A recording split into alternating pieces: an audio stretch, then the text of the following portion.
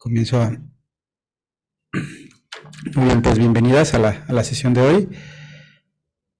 Antes de que ustedes me compartan sus temas de investigación y sus inquietudes, voy a presentarles o voy a compartirles justamente estas presentaciones donde vamos primero a identificar un problema de investigación en educación y luego cómo vamos a hacerle para delimitar el problema de investigación, ¿vale? Entonces, bueno, ya me parece que ahí pueden ver mi pantalla ya, ¿verdad? Sí, ya en pantalla completa, sí, ¿verdad? Se ve bien, profe. Muy bien. Sí, profe. Pues bueno, muchas gracias. Hacer investigación en educación es el punto de partida que vamos a revisar hoy, que no es cosa menor. Creo que de los múltiples objetos de estudio que tienen todas las ciencias, uno de los más dinámicos justo es la investigación, porque cuando queremos investigar un objeto de estudio, un fenómeno, justo ese objeto, ese fenómeno ya va cambiando, se va modificando. Entonces es por eso que la tarea de la investigación desde la educación siempre es un tanto compleja, pero no por ello pues vamos a salir corriendo, al contrario nos tiene que retar a querer investigar, ¿no? Siempre nuestro objeto de estudio. Entonces vamos a comenzar definiendo la investigación. Se define, según Sampieri, como un conjunto de procesos sistemáticos, críticos y empíricos que se aplican al estudio de un fenómeno o problema. Es decir, Sampieri utiliza tres adjetivos, un sustantivo que es conjunto de procesos y luego le añade sistemáticos, críticos y empíricos. ¿Qué me pueden comentar de esta definición ustedes?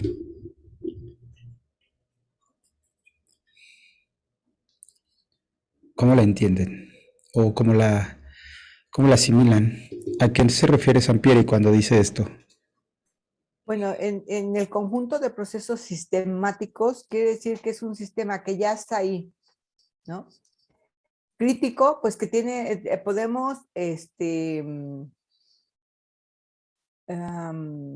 como interactuar, no es interactuar, sino de alguna manera a platicarlo, ser críticos, sacar conclusiones. Y empírico es sacarlo de la vivencia, no en la teoría, sino en lo que se vive. Ok, muy bien, sí, perfecto.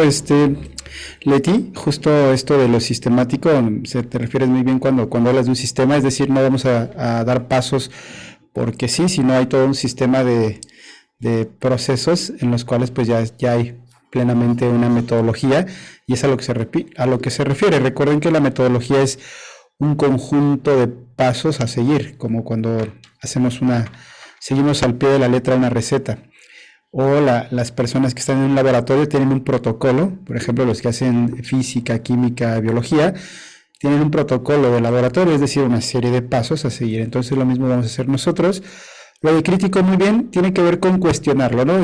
Cuestionar siempre nuestro objeto de estudio, llegar a conclusiones, pero las conclusiones nunca van a ser cerradas, al contrario, van a ser abiertas y siempre con esta dinámica de la crítica. Y lo empírico lo dices muy bien, que tiene que salir de la experiencia o de la vivencia. ¿Dónde vamos a encontrar nuestro objeto de estudio? Pues de lo que nosotros vemos, de lo que nosotros percibimos, de lo que vivimos día con día, ¿no? Esa es como la distinción en los objetos de estudio. Muy bien, ¿algún otro comentario? ¿No? De acuerdo. Muy bien, la investigación educativa. Hay que distinguir los objetos de investigación, los sujetos de investigación, los materiales, los tipos de investigación y qué es, que de alguna manera lo que vamos a revisar o a recordar un poco hoy. Los objetos de investigación pueden ser los alumnos, también pueden ser los docentes, los mismos programas de estudio, las instituciones, el contexto o la metodología. Cuando quieran saber cómo están las investigaciones en educación, yo les recomiendo siempre que ingresen a las bibliotecas virtuales y que revisen las tesis, o que vayan a las universidades de manera física y que revisen las tesis, porque ahí van a encontrar ya un camino a seguir. ¿No? Cuando dicen es que no sé qué bibliografía buscar o qué bibliografía encontrar, hagan esto que se llama intertextualidad. que es la intertextualidad, buscar en un texto que te remite a otros textos. Entonces siempre estamos haciendo intertextualidad. Es subirnos a hombros de gigantes, porque no nos va a tocar hacer como todo el trabajo de investigar desde cero. Ya hay muchas investigaciones y entonces en esas muchas investigaciones encontramos ya un camino a seguir. Y justo esta intertextualidad es revisar la bibliografía que alguien más ya investigó, y a su vez esa bibliografía te llevará a otra bibliografía, y entonces eso es avanzar a pasos de gigante o en hombros de gigantes, ¿vale? Entonces, bueno, siempre les recomiendo que busquen tesis, que busquen este tipo de elementos en los cuales, pues evidentemente, ya hay un camino previo. Bueno, primero hay que quitar algunos mitos de la investigación educativa y concretamente científica. El primer mito al que casi nos enfrentamos, y creo que lo escuché en la clase pasada, que ustedes lo dijeron, que la investigación es sumamente complicada y difícil. Bueno, eso es un mito, que está ahí, que podemos cuestionarlo, no porque sea algo que no estemos tan acostumbrados a hacer o que no tengamos como la disciplina de hacerlo, tiene que resultar complicada y difícil, ¿no? Como casi todo en la vida requiere una disciplina, requiere una constancia, pero también se puede disfrutar mucho la investigación. Ya les platicaba yo hace 8 días acerca de mis experiencias con la investigación en cuanto a mis temas de tesis, ¿no? Yo generalmente los temas de tesis o de investigación los he sacado de las vivencias.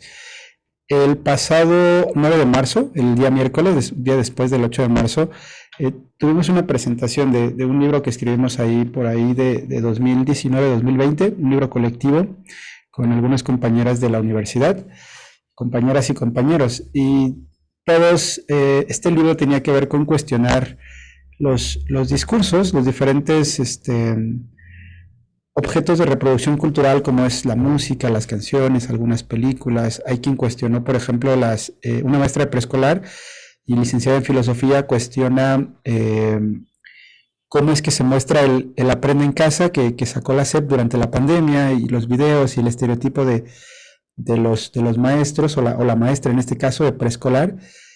Y entonces a lo que voy con esto es que todas nuestras investigaciones surgen, como ya lo decía Leti, de producto de nuestras vivencias o nuestra experiencia. La investigación tiene que responder a esas dudas que tenemos o que nos están haciendo ruido ahí, ¿no? Entonces, para poder disfrutar un tema de investigación, la sugerencia siempre es: elijan un tema en el cual ustedes quieran responderse algo, del cual quieran ustedes cuestionarse algo, investigar algo o saber o llegar a ciertas conclusiones. El segundo mito es que la investigación no está vinculada al mundo cotidiano o a la realidad. Es decir, vemos como al investigador tan absorto en sus cavilaciones o reflexiones que de pronto el objeto de estudio que él tiene no tiene relación con la realidad, cuando no tendría que ser así, o no es así más bien. Justo toda la realidad, todos los temas de investigación tienen que ser producto de la realidad.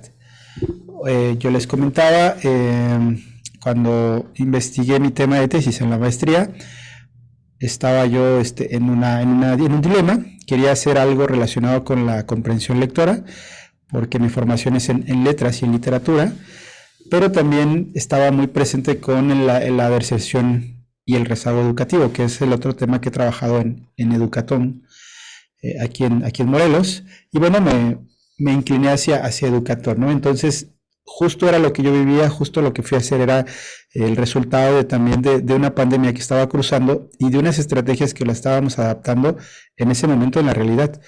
Y de alguna manera, pues sí arrojó luz a estos cuestionamientos que teníamos, ¿no? A la fecha, ahorita quizás sea algo que ya platiquemos o que después vamos a platicar con nuestros nietos, con nuestros hijos, con la gente que será menor y que no le tocó vivir este momento histórico, pero pues que será parte de esa investigación, que cuando lo hacemos, pues evidentemente tenemos conocimientos del problema y tratamos de entenderlo de mejor manera desde diferentes perspectivas.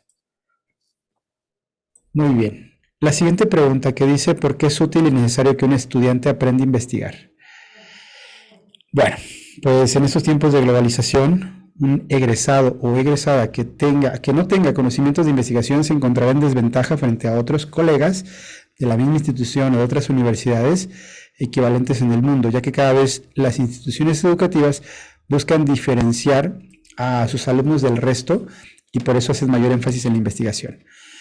Con fin de mejorar a los estudiantes y la calidad educativa o prepararlos y ser más competitivos, es que le dan peso a la investigación.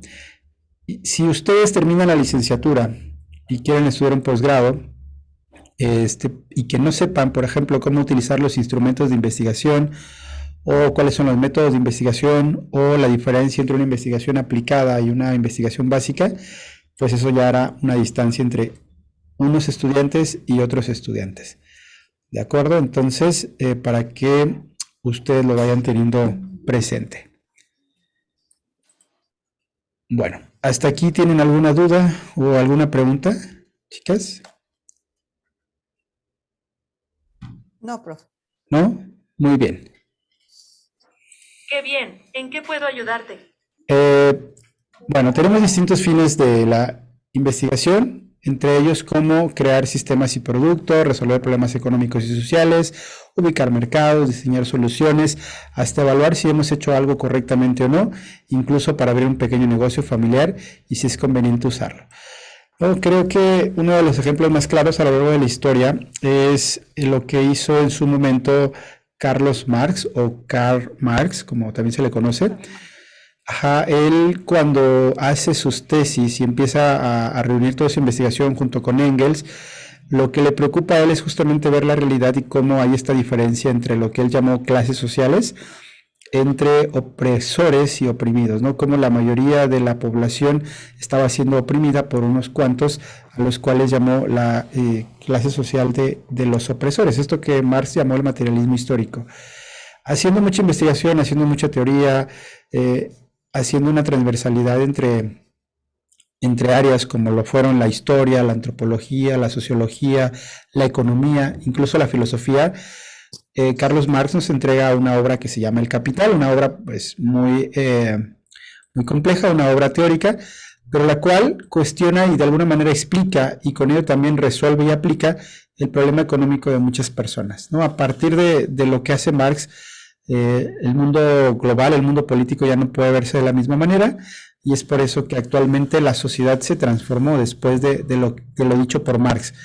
Incluso hubo países o naciones que llevaron a cabo su teoría y que con ello se transformaron.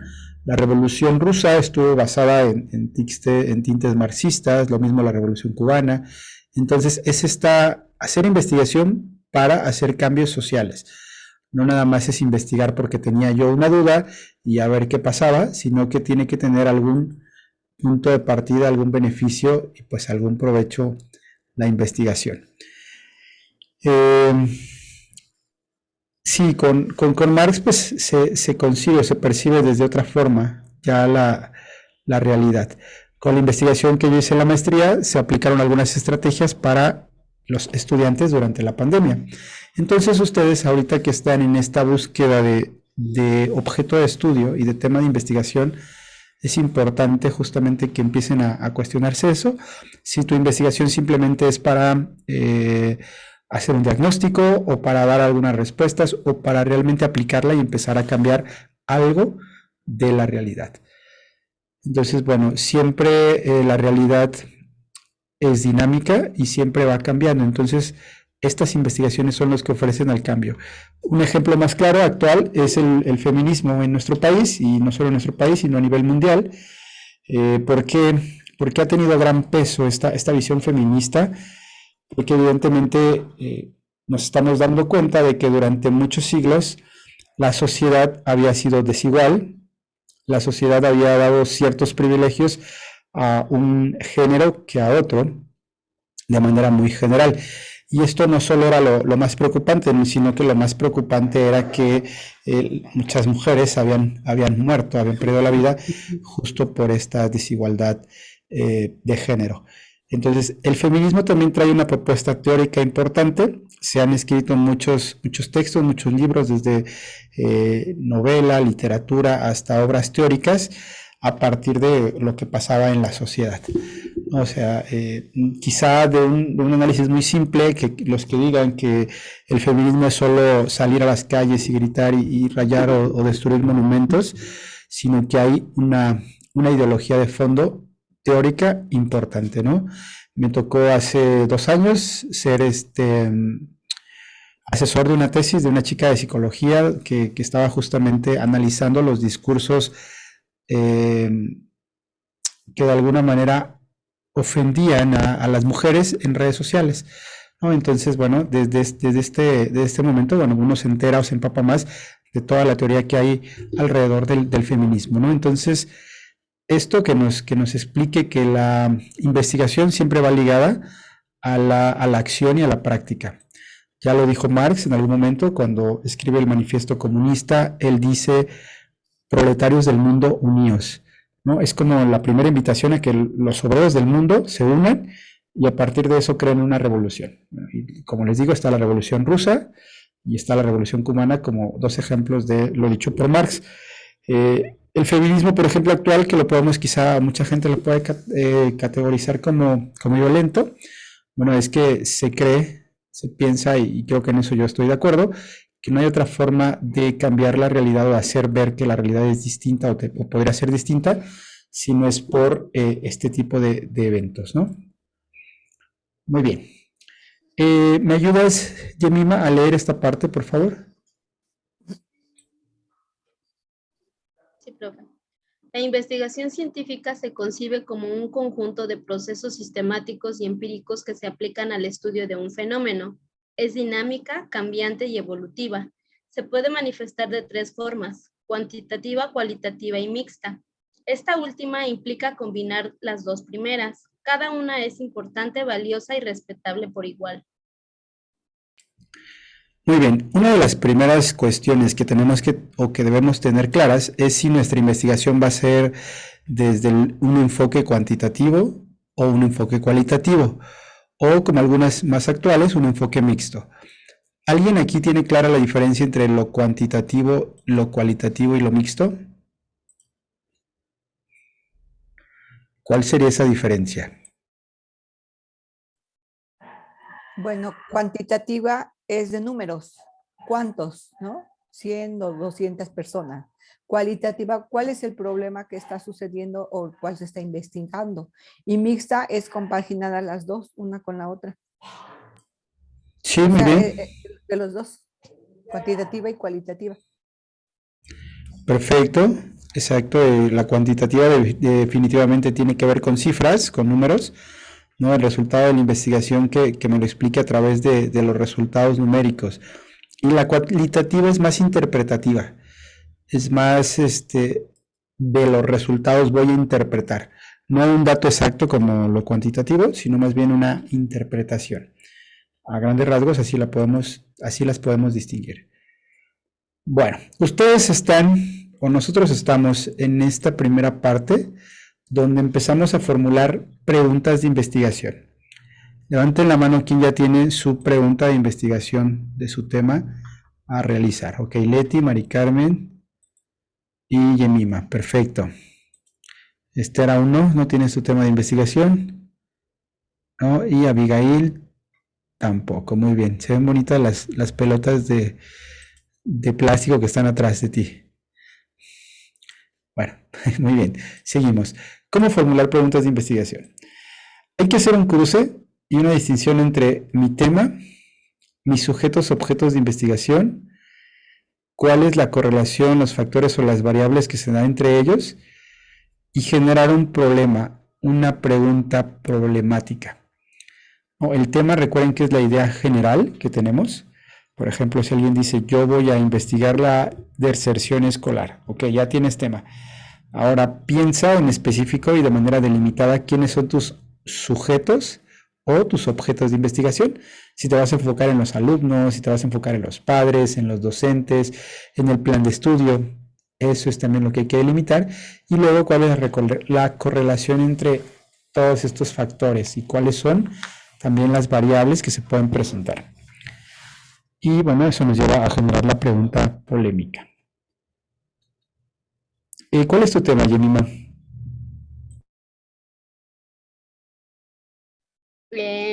mi tema es, pues no lo ve así como súper definido, ¿verdad? Pero me quiero basar un poco, bueno, no un poco, me quiero basar en lo que es la educación preescolar. Entonces, según ahorita, si ya después vienen cambios, mi tema es educación preescolar. Ok, muchas gracias. Ve anotando tu tema en el chat, por favor. Y ahorita, como vemos, es tema, ¿no? Todavía aún falta quizá delimitar los sujetos, objetos y la relación entre ellos con las preguntas. Mari Carmen, ¿cuál es tu tema de investigación? Bueno, mi tema va a ser escuelas de tiempo completo. Y Ok. dentro de ella, bueno, me generé la pregunta porque ha sido tema de hace 2 semanas para acá en el ámbito en el que yo me desarrollo, que si deben de permanecer las escuelas de tiempo completo. Ok, suena interesante, por ahí está la pregunta. Habría que precisar quiénes son los objetos o sujetos de investigación y creo que también haría falta un poco delimitar. Pero ya tenemos tema. Muy bien, muchas gracias, Mari Carmen. Leti, ¿cuál es tu tema de investigación? Profe, yo lo tengo como tema, pero ahorita que, bueno, yo sé que debe de realizarse como una pregunta, pero por más que le rebusco, no encuentro. Mi tema es la educación como ejercicio efectivo en compañía de los padres de familia. Pero como pregunta, ¿cómo sería? Ok, la pregunta no te preocupes, va a ir saliendo. Aquí lo primero que hay que aclarar es esto que vamos a ver ahora. Tu tema en general, tu tema es un método eficaz de estudio. No, bueno, es que la educación como tal, la educación como un ejercicio efectivo para que dé resultado la educación, debe de ir en compañía de los padres de familia. Es lo que se están enfrentando ahorita los maestros, porque no hay cooperación por parte de los padres de familia para con sus hijos. De acuerdo, sí, entonces tu tema es el acompañamiento escolar, así tal cual. Sí, el acompañamiento por parte de los padres, ¿no? Como esta triada de docente, padre y alumno. Entonces sí, tu tema central sería el acompañamiento escolar o la falta de acompañamiento escolar. ¿No? Muy bien, va por ahí, poco a poco lo vamos a ir aterrizando y definir los sujetos, objetos, y nos vamos a enfocar en solo los padres, en los tipos de familia, en los alumnos, va a haber una correlación entre ellos. Pero ya tienes tema, muy bien. Esther dice que todavía no. Gracias, Leti, perdón. Sí. Profe, bueno, yo igual definido no. Nos decía usted que pues nos pusiéramos a pues un poco a observar el entorno, los lugares en los que estamos. Bueno, yo todos los días voy a la escuela con mis hijas porque una de ellas ya entró, ya va todos los días. Entonces, pues lo que me puse a observar era muchos niños solitos llegando tarde corriendo, los últimos en llegar a la escuela, casi cayéndose. Entonces, como que por ahí iba mi pregunta y pues lo que me gustaría, pues no sé, investigar, pero igual como que todavía no defino mi pregunta, sería, no abandono, ¿no? Porque pues obviamente quizás están con sus papás o no sé, pero no sé cómo abordar mi pregunta ahí, de que pues sí, en parte sí están pues un poco abandonados, a mí me daban ganas de acompañarlos, ayudarles con su mochila, llevarlos a la entrada de la escuela, pero no sé, hay como, ¿cómo podría ser? Sí, creo que se puede abordar desde múltiples perspectivas. Aquí las preguntas que te haría yo son las siguientes. ¿De qué nivel educativo estamos hablando? Si se De trata primaria. Ok, primaria, muy bien, nivel básico, nivel primaria. Número 2, ¿es una escuela pública o particular? No es pública. Ok, ese es otro factor importante. Quizá el contexto, o sea, en algún momento sí vamos a decir la primaria Benito Juárez de Tetela del Volcán, por ejemplo, o Tetela del Monte, o la primaria Himno Nacional de la colonia La Joya, ¿no? Es decir, siempre sí vamos a hablar en ese contexto, porque hay diferencias entre las prácticas académicas de un lugar a otro. Yo, por ejemplo, estaba casi seguro que me hablabas de una escuela pública, porque en las particulares pasa algo bien distinto. La gran mayoría de niños llegan en coche con sus papás, y hay incluso papás que los van a dejar hasta la puerta, ¿no? A mí me sorprendía un alumno de secundaria ya enorme, y su mamá cargando la mochila todo el rato, y el niño ahí como muy, muy tranquilo. Voy a utilizar una expresión un tanto coloquial, el niño muy modosito, así como, ay sí mami, no sé qué. Y entrando a la escuela, y no, era un relajo este niño, ¿no? Y la mamá con, ándale, mijito, te doy tu beso, tu lunch y todo. O sea, también es ese tipo de prácticas, ¿no? Cuando los alumnos no tienen claro a qué van a la escuela, y los papás ponen acá sería al revés. O sea, hay un acompañamiento quizá de más, por decirlo de alguna manera, y los alumnos no lo aprovechan. Entonces sí, aquí creo que el problema es fuerte.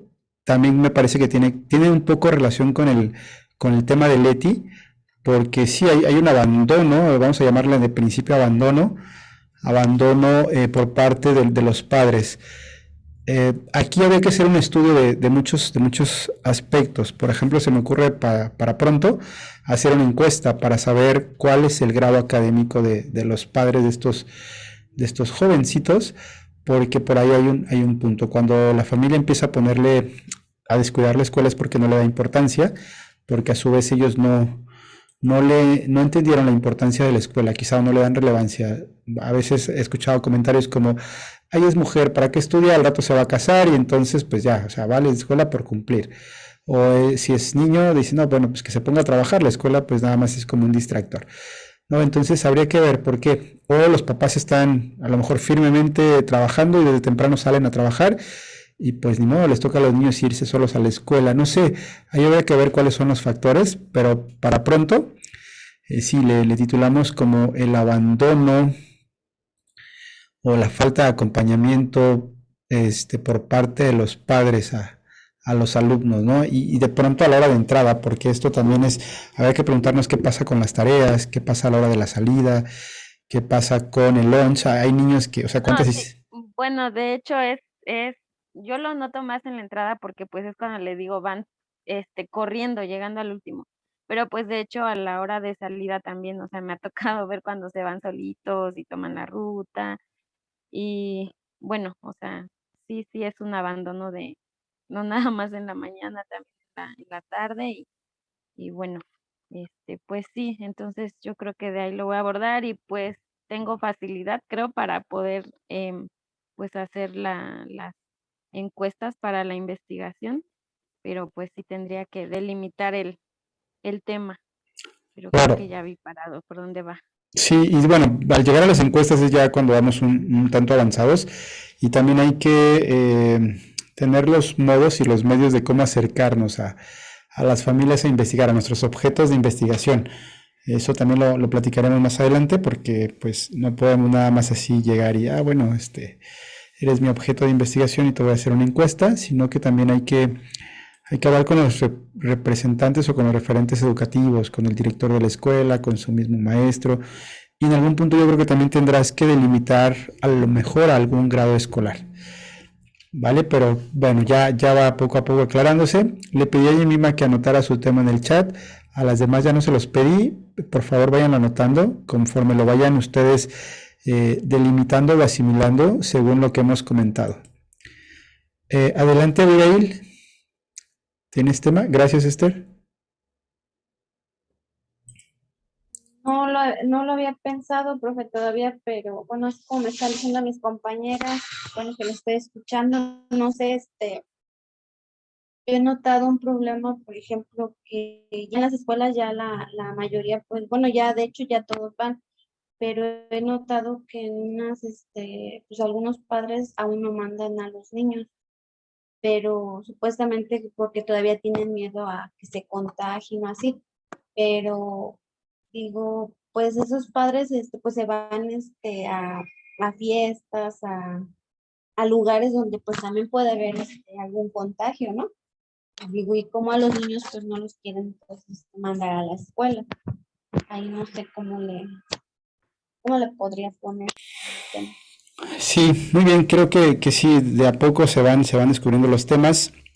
Cuando no tenemos claro, hay que darnos las hipótesis, una hipótesis, y también lo vamos a hablar en otras sesiones, es una suposición de la respuesta a mi problema. O sea, yo veo que hay un problema, yo mismo antes de investigar sugiero una hipótesis, es decir, por ejemplo, se me ocurre que lo que ha dicho Esther con respecto a que los niños llegan tarde y esto, me parece que una de las razones es porque los papás no le dan tanta relevancia al acto o al hecho de que sus hijos asistan a la escuela, porque ellos a su vez no avanzaron en grados académicos. Entonces es por eso que se pierde esa importancia de la escuela. Es una hipótesis, un supuesto. Entonces tú también empiezas como a preguntarte cuál sería la causa y cuál sería como la solución para empezar y para plantearnos como un tema. Con las siguientes diapositivas nos va a ir quedando un poco más claro para que al final de la sesión o al final de la siguiente semana ya tengamos un tema un poco más delimitado y más concreto o específico. Muy bien, continuamos. Entonces, esta diapositiva que les presento ahora tiene que aparecer en algún momento en su cuaderno, en su tema de investigación. ¿Cuál es el tema? Tenerlo claro, tener claro cuál es su tema, así con todas sus palabras o sustantivos. Si es abandono escolar, si es acompañamiento, si es deserción escolar, si es un plan de estudio, eso sería lo que va en tema.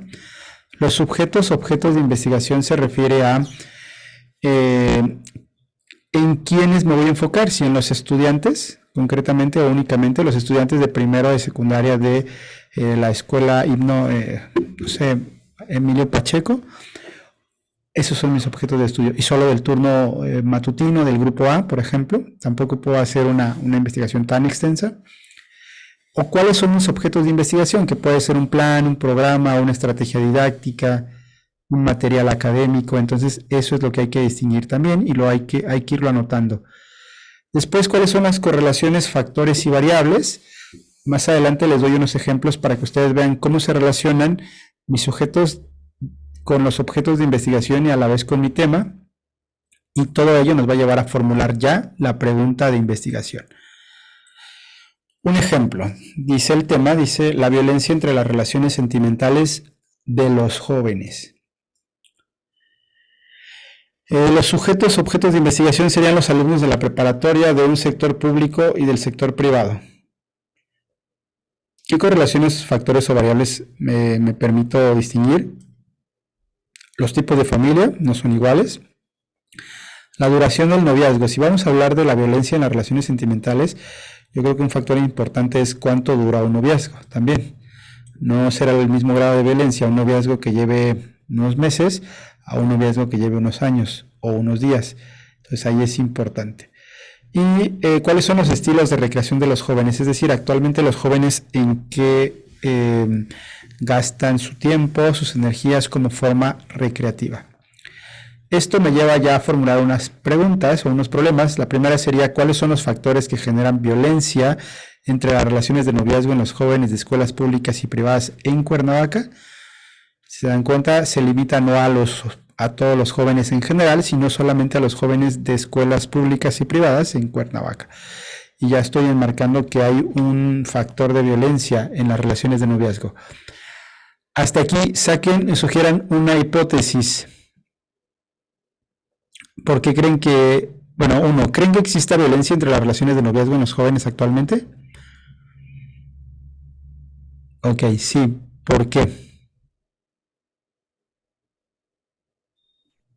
Porque desgraciadamente es algo cada vez muy y más común, ¿no? Y que se ve en muchos medios, en internet, en la televisión, en las familias, dentro de los hogares. Ok, entonces, a ver si entendí tu postura, tu hipótesis. ¿Hay violencia porque los jóvenes imitan lo que ven? ¿Esa era la postura?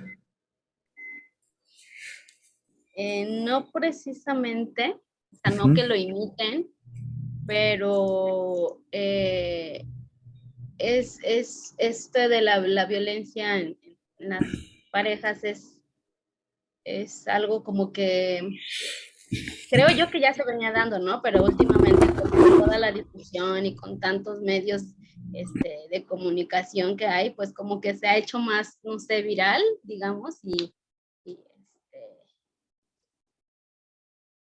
ay, ya no sé cómo plantearlo. No te preocupes, estamos haciendo investigación y estamos pensando, eso justamente es un ejercicio justo de reflexión, de crítica, entonces va bien, Jemima. Sí, tienes mucha razón, es algo que se ha venido dando desde tiempos inmemoriales, pero que ahora se hace más visible, algo que estaba invisibilizado, que no se veía que era natural, se naturalizaba, o sea, era natural que alguien golpeara a una mujer en una relación y el argumento más importante era usted que se mete es mi esposa, es mi pareja y no tiene por qué meterse en nuestra relación.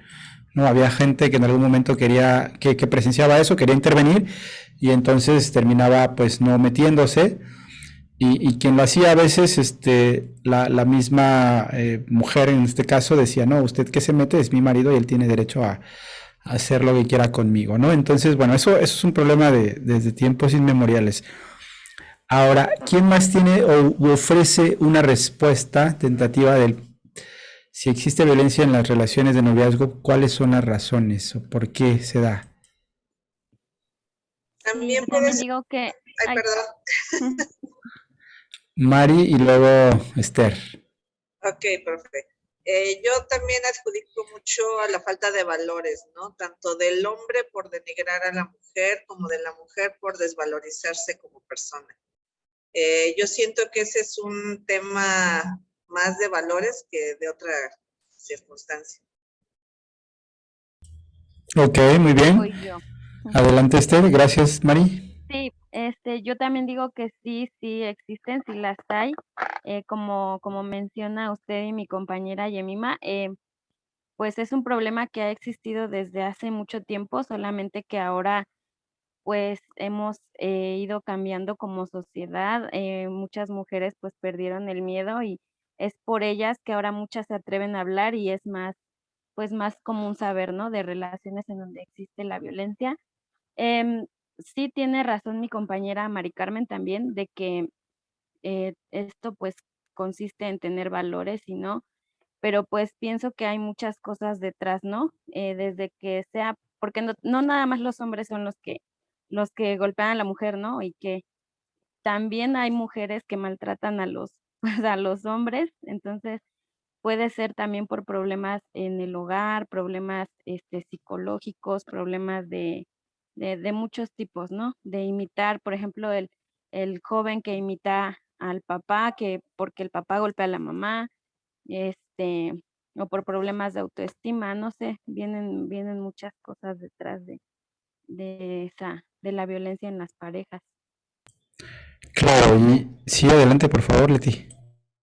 Profe, yo no soy antifeminista, pero a raíz de que hicieron destrozos en México, que pues hicieron daños pues muy fuertes dentro de nuestro ámbito histórico y todo lo que conlleva ahí, ver a las mujeres como según ellas se manifestaban.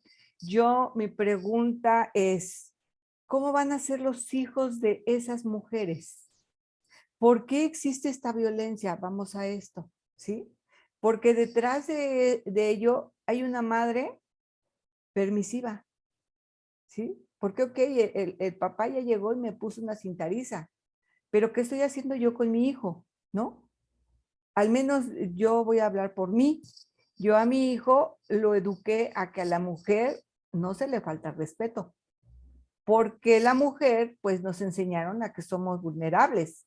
No tenemos la misma fuerza que un hombre, ¿sí? Un golpe de un hombre puede causarle un daño.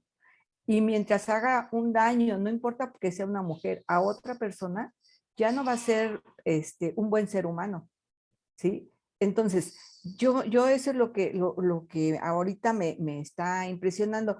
¿Cómo van a ser los hijos de todas las feministas? ¿Sí? Si ya se está viendo, si cuando existía los valores, ¿sí? cuando las abuelitas nos enseñaban a cuidarnos, ¿verdad? A no faltar el respeto a los hombres, porque pues sí, si tú le faltas el respeto a un hombre, te va a faltar el respeto a ti. Nos desvalorizamos como mujeres, ¿sí? Entonces, todos los hombres con los que están en contra de las feministas son hijos de mujeres, ¿sí? Y en ese contexto, ahí está mi hipótesis. Gracias, Leti, muy bien, muchas gracias. Bueno, es un problema un tanto complejo. Aquí, bueno, vamos a aclarar algunos puntos. Número uno, con respecto a los valores, que creo que la mayoría se inclina a los valores, hay que tener en cuenta que los valores no se pierden, porque no es como un objeto que podamos, aquí están mis valores y son los míos y cuídalos, no los vayas a perder. No, los valores se modifican. Y entonces actualmente los valores se han modificado tanto y a grandes pasos, evidentemente por la globalización, por la tecnología, se han modificado tanto que las personas ya tienen, o la gran mayoría de personas ya tienen, o ya tenemos una forma distinta de pensar de hace algunas décadas, ¿no? Todavía una educación, vamos a llamarle tradicional, una familia tradicional donde estaba papá, mamá, hijos. Ahora, bueno, pues evidentemente este tipo de familias ya es muy diversa y es lo primero que hay que comprender, que los valores se han modificado, no se pierden, repito, se modifican. Número dos, el problema del feminismo, bueno, no es problema, la situación con el feminismo es que el problema de raíz es un problema mucho más grande que va más allá de los valores, es un problema histórico. Es un problema de dominio y sometimiento muy, muy grande, muy histórico y que uno no es consciente hasta que lo vive o hasta que le pasan ciertas cosas. Entonces sí, desafortunadamente hay algo que se llama el patriarcado, el capitalismo y la Iglesia Católica. Esta triada puso en poder de dominio a los hombres, o nos puso en poder dominar a los hombres, y hay sí cierto privilegio entre si naces hombre o si naces mujer. Por ejemplo, y un ejemplo tan cotidiano, si vemos a una mujer sola en la calle, ¿qué decimos? Decimos, mira, va sola. Pero si va con otra mujer, ¿qué decimos? Van solas. Pueden ir 10 mujeres y míralas, van solas. O sea, ¿por qué tenemos esta idea? Porque forzosamente vamos a la idea de que necesitamos de una figura masculina, justo por lo que decía Leti, que nos han hecho creer que las mujeres son vulnerables, que son, digo, no es que no haya una diferencia biológica, física, la hay, pero también hay unos roles que se han impuesto y que se han establecido. Desde que se nos educa para ser hombres, entre comillas, tenemos que actuar como hombres, como tal. Los hombres no lloramos, los hombres no expresamos nuestros sentimientos, los hombres tenemos que ser el sostén de la casa, el proveedor, tenemos que ser quien lleve las riendas del hogar, el jefe de familia, el que si grita tiene que paralizar a todo el mundo, el de la voz gruesa, ¿no? Y no se nos permite ciertas cosas, ¿no? También hay una opresión hacia el género masculino, pero la opresión hacia el género femenino es aún mayor, ¿no? Las mujeres todo el tiempo tienen que estar o verse lindas, entre el estereotipo que es de belleza, todo el tiempo alegres, relacionadas con la maternidad, ¿no? Por ejemplo, en este libro de Emancipando los Discursos, que hace una compañera que hace el análisis de la profesora de preescolar, ella dice que tenemos un valor asociado a la maternidad. O sea, ¿cuántos profesores de preescolar encontramos? Si los hay, muy pocos y contados. Siempre es la maestra de preescolar, ¿no? Y en las escuelas particulares, por ejemplo, dicen se solicita maestra de preescolar. Nunca dicen se solicita maestro de preescolar. ¿Por qué? Porque cuando es la primera infancia se asocia, o el sustituto de la madre termina siendo la maestra. Por eso los niños luego a su maestra le dicen, oye mami o oye mamá, hay una superposición de valores, ¿no? Entonces, hay un problema que es complejo de fondo que sí tenemos que darnos cuenta porque, voy a decirlo, a ver, que no suene tan descabellado, sí hay un sector en el que por nuestros privilegios, y estoy hablando de los privilegios del ser hombre, no tengo los otros privilegios de ser eurocéntrico, es decir, alto, rubio y de ojos azules, ese sería otro privilegio también hablar de esa posición, pero bueno, desde mi privilegio de ser hombre nada más, sí hay un poder de dominio sobre las mujeres, ¿no? Se cree que el hombre puede, o se le da confianza de que puede hacerse cargo de ciertas cosas que a las mujeres aún no se pueden hacer cargo, ¿no? A veces en los trabajos al hombre se le paga más por el simple hecho de ser hombre, a las mujeres no. A las mujeres, y esto sí pasa, se les asesina por el simple hecho de ser mujeres. ¿Quién corre más peligro, una mujer en un taxi en la noche que un hombre, por ejemplo? Y ambos corren peligro, pero es más frecuente que los choferes sean hombres y que si ve a una persona en mal estado, no la lleve a su casa, ¿no? Y es ahí donde está lo triste. Pero pongámonos a pensar qué es lo que tenía esta persona para llegar a cometer ese acto. ¿Por qué no podíamos simplemente llevarla a su casa sin ningún problema, ¿no? Ahí es donde podemos hablar y entran los valores, entra la educación, pero hay un trabajo muy fuerte de fondo donde todos tenemos que modificar ciertas conductas. Para ya no seguir con este tema, porque lo estamos desviando un poquito del ámbito educativo, les voy a compartir un enlace de una obra que estoy leyendo con mis chicos de secundaria, donde explica un poquito con manzanitas, o con manzanas me parece, porque es para jóvenes, cuál es el problema de fondo. Hay un libro, es muy corto, es alrededor de 100 páginas, y es una historia de un noviazgo, y también hay un video en YouTube donde la autora pues te cuenta el libro, que dura como 2 horas casi. Entonces ustedes deciden si escuchan el audio, el video o leen el libro. Les comparto los dos en un rato, pero bueno, vamos a la pregunta 2 del tema de investigación, y que esto salió por la violencia. Dice: ¿cómo influye la familia en las relaciones de los jóvenes de escuelas públicas y privadas en Cuernavaca? Esto también es otro de los factores, porque las familias, pues evidentemente, con los valores, con el ejemplo, con la permisividad que hablaba Leti hace rato, pues va a influir mucho, ¿no? Yo pongo mi caso, por ejemplo, porque es el que me corresponde. Yo soy el hijo mayor de mi familia, tengo un hermano al cual le llevo solo 10 meses. Entonces crecimos juntos. A los 13 años, mis papás deciden tener otros 2 hijos, igual varones, y hay una diferencia ahí de educación entre ellos y yo y mi hermano. O sea, lo que a lo mejor a nosotros no nos permitieron en su momento, cuando íbamos en la preparatoria, en la universidad, mis hermanos lo estaban viviendo en la secundaria, ¿no? Incluso en la primaria.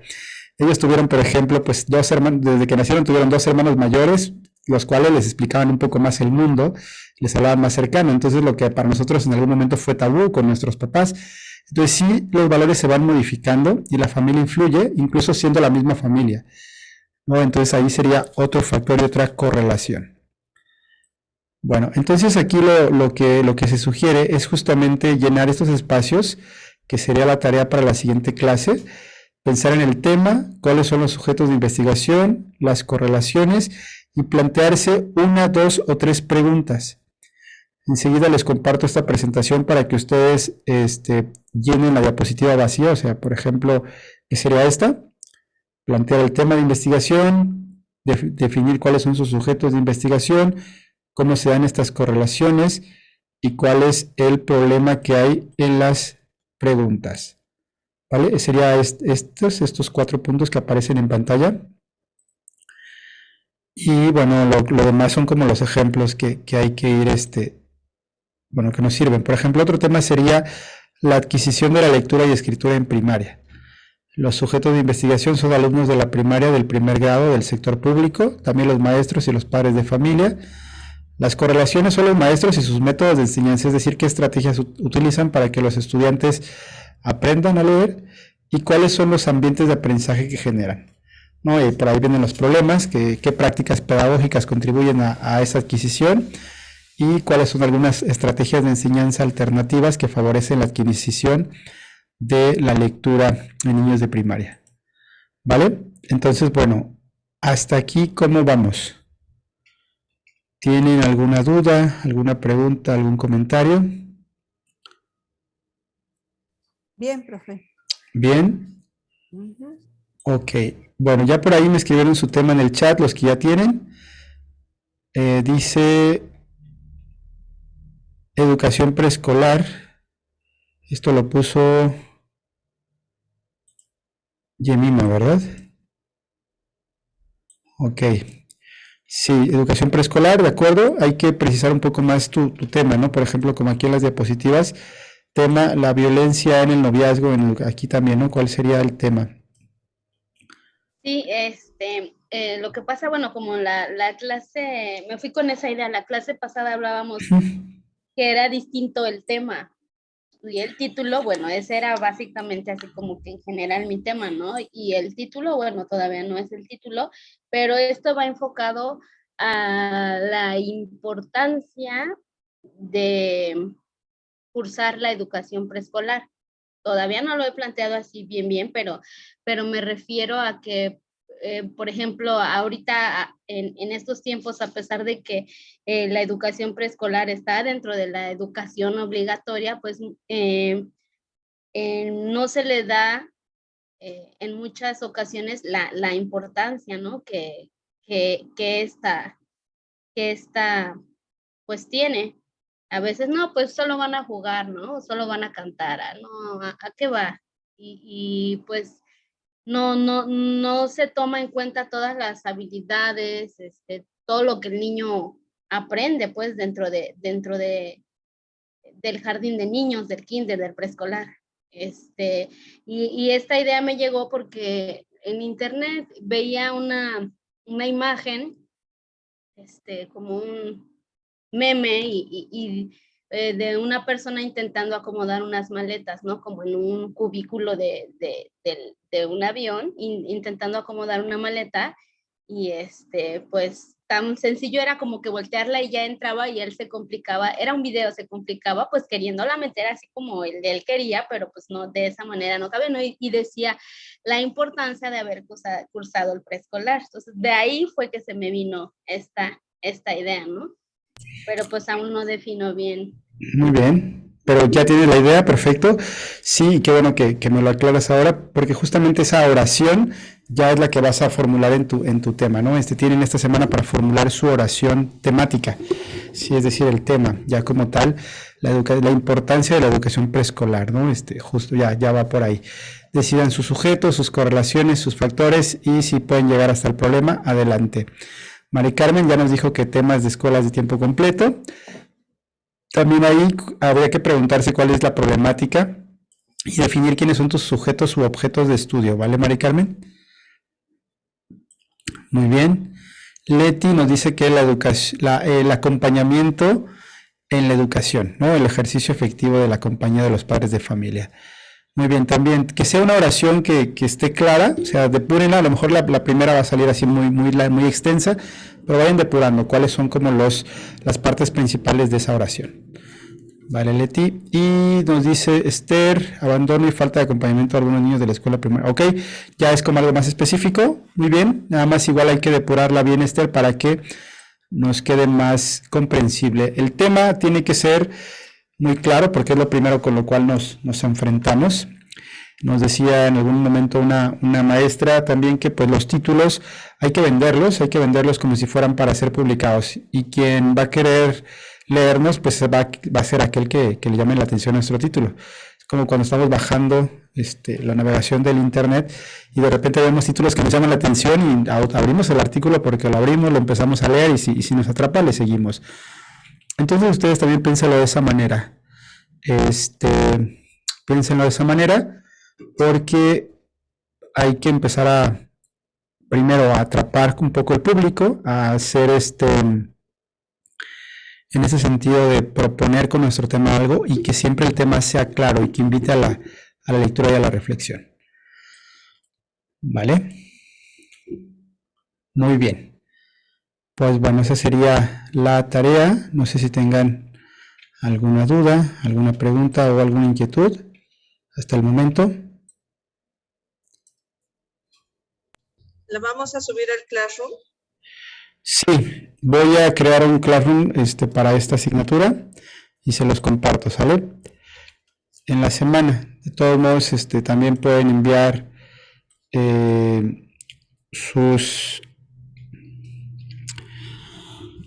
los pueden compartir también en el grupo de WhatsApp, sus dudas, y lo compartimos en Classroom, sobre todo si lo hacen en una presentación para agregarlas y presentarlas la próxima semana. ¿Vale? Muy bien.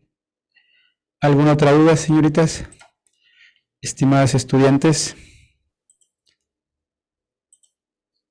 No, ¿No? profe, gracias, ¿no? Muy bien, pues bueno, si no hay más dudas, vamos a dejar aquí. Ha sido como siempre un placer verles. No les quito más tiempo porque tienen otra sesión. Entonces, un abrazo para todas y bonito fin de semana. Igualmente, profe, muchas gracias. Gracias, profe, igual. Gracias, profe. Gracias. Cuídense mucho. Hasta luego. Gracias, hasta Hasta luego. luego. Bye.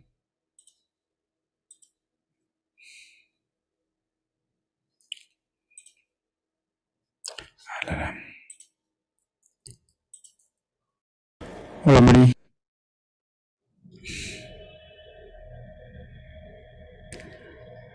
¿Estás grabando todavía? Ok, deja, entonces lo apago. Qué caray. Ah, me salí. No, nada más quítala.